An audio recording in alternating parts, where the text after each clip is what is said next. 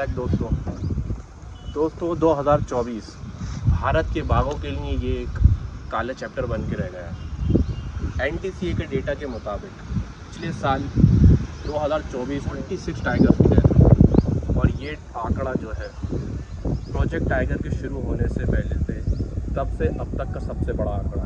Project tiger 1973 में शुरू हुआ था और यही नहीं दोस्तों, 2025 में ऑलरेडी 36 टाइगर्स की डेथ हो चुकी है, जिसमें से 29 टाइगर्स जो मरे हैं अनफॉर्चुनेटली वो मध्य प्रदेश से। ये मौतें नेचुरल नहीं हैं, कुछ मौतें ब्लैक मैजिक के बहकावे में, कुछ शिकार के बवंडर से और कुछ इंसानी लापरवाही के झटकों से हो रही हैं। दोस्तों सबसे बड़ा सवाल यह है कि हमारे देश की शान टाइगर किसके शिकार बनते जा रहे हैं।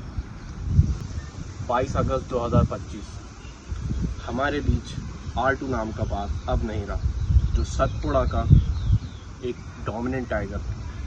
आप लोग अगर याद हो तो चूरना मैं गया था सफारी पे, तो मैं वहाँ 2 ही टाइगर्स को ढूंढ रहा था, मछली टाइग्रेस और R2 वहाँ का डोमिनेंट टाइगर था जो बहुत कम दिखता था। वो चूरना के कोर एरिया में रहता था। हाँ, लास्ट शायद वो मढ़ई में दिखा था और अनफॉर्चुनेटली वो टाइगर पोचिंग का शिकार हो गया है।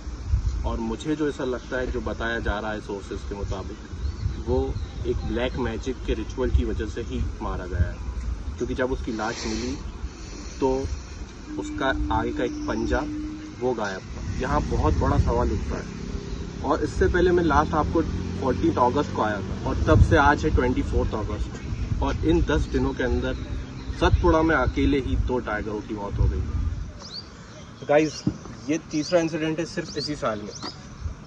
पहले तो पेंच में मई के अंदर एक इंसिडेंट हुआ जिसके अंदर कुछ अरेस्ट भी हुए, जिसके अंदर एक टाइगर की लाश जो थी वो मिली थी गांव वालों को, तो उन्होंने उसके पंजे, दांत और इवन विस्कर्स भी निकाल लिए थे, क्योंकि वो यूज़ कर रहे थे ब्लैक मैजिक में, कहीं वाइब्स को कंट्रोल करने के लिए, कहीं इवन वेदर के लिए, बारिश हो जाए। तो गाइस, ये से जो रिचुअल्स हैं उनकी वजह से ये इंसिडेंट हो रहा है। और एक यही नहीं, इसके बाद एक बंसवानी रेंज में भी एक इंसिडेंट हुआ जिसके अंदर सेम इंसिडेंट टाइगर के साथ हुआ था। इसके अलावा अगर आप जाएं तो 2029 में एक हिस्टोरिक अरेस्ट हुए थे जिसके अंदर 17 लोगों को एक साथ अरेस्ट किया गया था। और रीज़न क्या था उनका?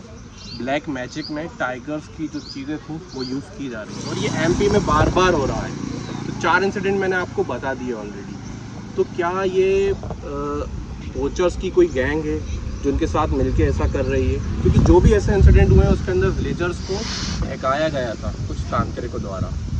और इसके साथ साथ जो अभी आंकड़े मैंने आपको बताए थे NTCA के, उसके अंदर 10% सिर्फ इलेक्ट्रोक्यूशन की वजह से डेथ्स होती हैं।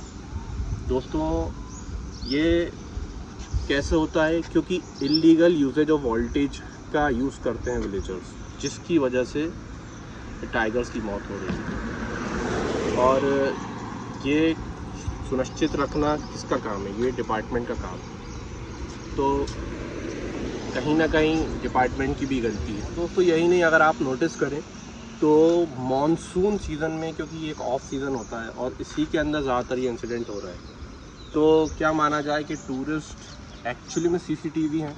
जो बोला जाता है ये सच साबित हो रहा है, क्योंकि जब तक टूरिस्ट रहते हैं तब तक ये ऐसे किसी सामने नहीं आते, बट ये बढ़ते जा रहे हैं। और अभी मैंने लास्ट वीडियो में आपको बताया था कि बालाघाट में जो हुआ, स्टाफ मेंबर्स ने एक टाइगर की लाश जला दी। दोस्तों ये क्यों हो रहा है? और इसकी जड़ तक जाना बहुत ज़रूरी है। आप लोगों को क्या लगता है कि क्या वजह है जो ऐसा हो रहा है बार बार टाइगर्स के साथ? अनफॉर्चुनेटली हम सिर्फ टाइगर को ही कवर कर पा रहे हैं, और भी जानवर हैं जिनके साथ ऐसा होता है। तो डेफिनेटली टाइगर कैपिटल है मध्य प्रदेश, बट सबसे ज़्यादा टाइगर्स की डेथ भी मध्य प्रदेश में है। तो ये सवाल तो बनता है दोस्तों। तो आप लोग मुझे बताइए कि आपको क्या लगता है किस वजह से ऐसा हो? और ये अंधविश्वास अचानक से मध्य प्रदेश में आया है या पहले से मौजूद था? दोस्तों आपको क्या लगता है कि क्या रीज़न है टाइगर्स की डेथ का? क्या ये पोचिंग है? क्या ये अंधविश्वास है? क्या और क्या रीज़न हो सकता है? तो कमेंट करके प्लीज़ बताइए आपकी राय क्या है। आज भी भारत के जंगलों में शेर की दहाड़ सुनाई देती है, लेकिन उस दहाड़ के पीछे एक खामोशी भी है, एक ऐसी खामोशी जो हर गिरती हुई लाश के साथ गहरी होती जा रही है।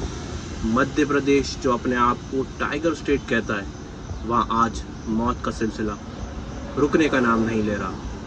ब्लैक मैजिक, शिकार, बिजली के तार और इंसानी लापरवाही सब मिलकर जंगली राजा को हमसे छीनना चाह रहे हैं। सवाल यह है, हम अपने टाइगर को बचा पाएंगे या अगले कुछ सालों में उनकी कहानी सिर्फ किताबों और पुरानी तस्वीरों तक ही सिमट के रह जाएंगी? ये फैसला हमारा और वक्त बहुत कम है। दिस इज़ वाइल्ड एट वू, तो जहाँ पर हम आपको जंगल के अंधेरे का सच बताते हैं। तो प्लीज़ चैनल को लाइक करें, सब्सक्राइब करें और देखते रहें।